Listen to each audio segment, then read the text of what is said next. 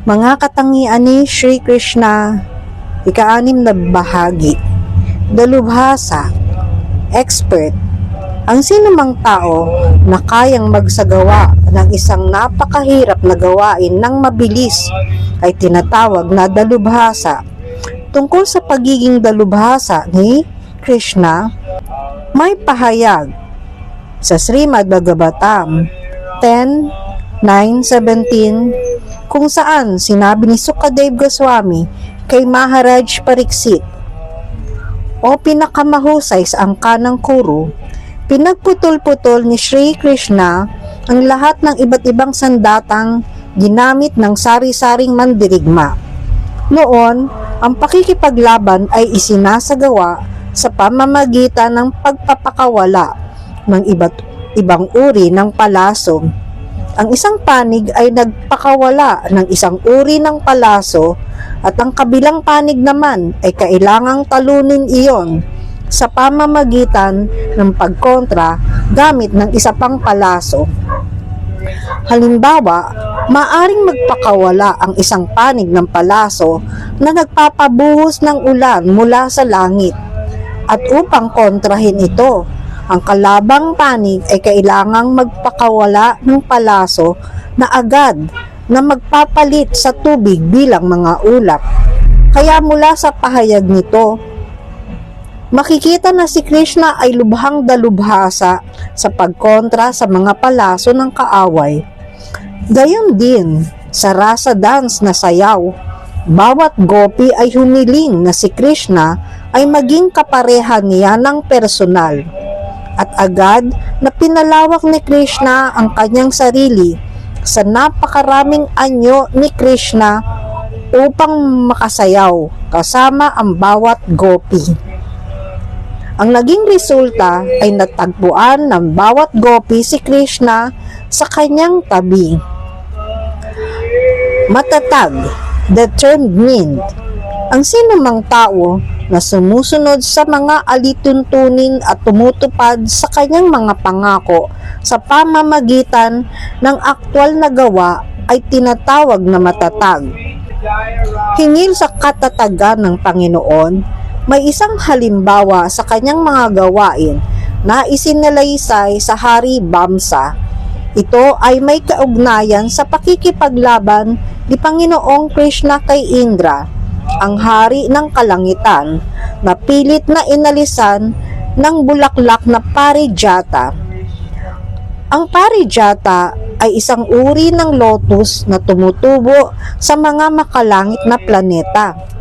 Isang araw, ninais ni Satyabhama, isa sa mga reyna ni Krishna, na magkaroon ng naturang bulaklak at ipinangako ni Krishna na ibibigay niya iyon. Ngunit tumanggi si Indra na isuko ang kanyang parijata. Dahil dito, nagkaroon ng isang malaking labanan kung saan si Krishna at ang mga Pandava ay nasa isang panig at ang lahat ng mga demigod naman ay nasa kabilang panig. Sa huli, natalo ni Krishna ang lahat ng iyon at kinuha ang parijata na bulaklak na kanyang inihandog sa kanyang reyna.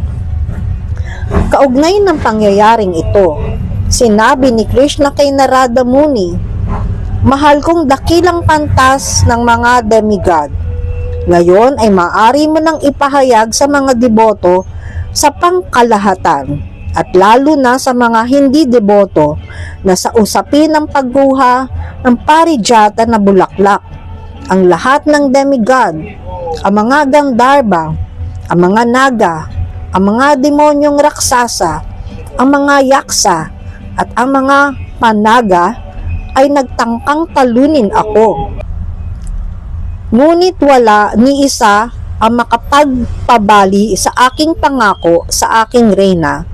Mayroon pang isang pangako si Krishna sa Bhagavad Gita na nagsasabing ang kanyang mga deboto ay hindi kailanman magagapi. Kaya isang taus-pusong deboto na laging abala sa transcendental at mapagmahal na paglilingkod sa Panginoon ay dapat nakatiyak na hindi kailanman sisirain ni Krishna ang kanyang pangako. Palagi niyang ipagtatanggol ang kanyang mga deboto sa anumang kalagayan.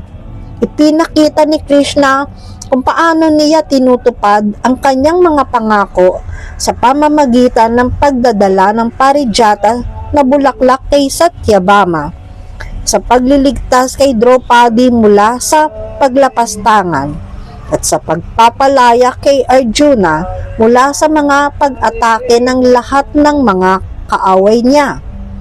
Ang pangako ni Krishna na ang kanyang mga deboto ay hindi kailanman magagapi ay kinilala rin noon ni Indra nang siya ay matalo sa Govardhan Lila. Nang pigilan ni Krishna ang mga taga-nayon ng Braja sa pagsamba kay Indra, nagalit si Indra at binaha ang Brindaban nang walang tigil na ulan. Gayunman, pinrotektahan ni Krishna ang lahat ng mamamayan at mga hayop ng Brindaban sa pamamagitan ng pagbubuhat sa bundok Govardhan na nagsilbing parang isang malaking payong. Matapos ang pangyayaring iyon, sumuko si Indra kay Krishna at naghandog ng maraming panalangin kung saan kanyang inamin, sa pagbubuhat mo sa bundok Govardhan at sa pagprotekta sa mga mamamayan ng Brindaban, tinupad mo ang iyong pangako na ang iyong mga deboto ay hindi kailanman magagapi.